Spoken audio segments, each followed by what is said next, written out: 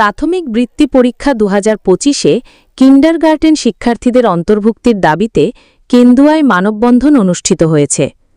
২৭ জুলাই রোববার সকালে উপজেলা পরিষদ প্রাঙ্গণে এ কর্মসূচির আয়োজন করে কেন্দুয়া উপজেলা কিন্ডারগার্টেন অ্যাসোসিয়েশন।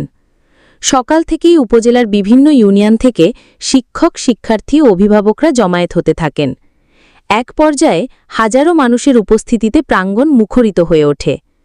মানববন্ধনে শিক্ষার্থীরা হাতে প্লেকার্ড নিয়ে সরকারের উদ্দেশ্যে দাবি জানান, সরকারি প্রাথমিক বিদ্যালয়ের মতো তারাও যেন বৃত্তি পরীক্ষায় অংশগ্রহণের সুযোগ পান।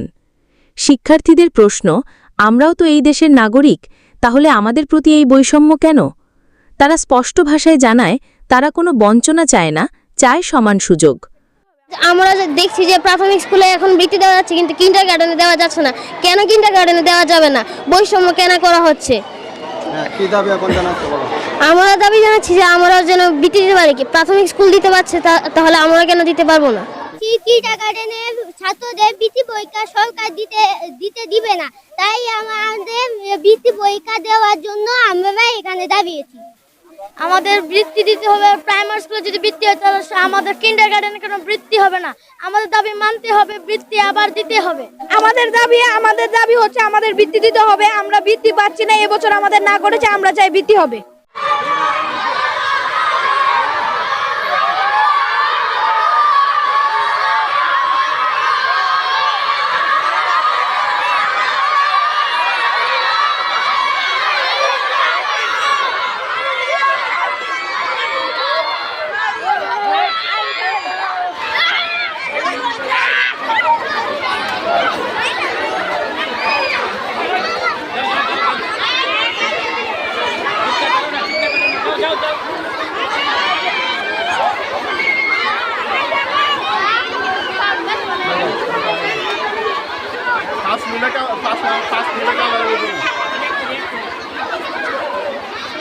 কেন্দুয়া উপজেলা কিন্ডারগার্টেন অ্যাসোসিয়েশনের নেতৃবৃন্দ জানান, সম্প্রতি প্রকাশিত সরকারি প্রজ্ঞাপনে বৃত্তি পরীক্ষায় কিন্ডারগার্টেন শিক্ষার্থীদের অন্তর্ভুক্ত না করায় তারা চরম হতাশ ও ক্ষুব্ধ।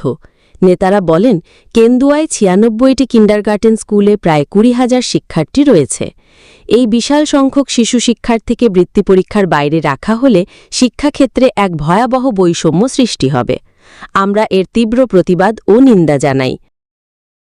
১৭ তারিখ যে প্রজ্ঞাপন জারি করেছে, এই প্রজ্ঞাপনের মাধ্যমে সারা বাংলাদেশে যে প্রতিরোধ গড়ে উঠেছে, আমাদের কেন্দ্র উপজেলায় ৯৬টি প্রতিষ্ঠান মিলে প্রায় ২০,০০০-এর মতো শিক্ষার্থী আছে। আজকে তাদেরকে প্রাথমিক বৃত্তি থেকে বঞ্চিত করা হচ্ছে। আমরা তার তীব্র নিন্দা ও প্রতিবাদ জানাই। অনতিবিলম্বে এই প্রজ্ঞাপন যদি বাতিল না করে আমরা কঠোর থেকে কঠোর কর্মসূচি দিব। আমরা স্বাধীন দেশের নাগরিক। এই জুলাই মাসে যে সময় এই সময় বৈষম্য আমরা মানি না, আমরা এই বৈষম্য মানব না।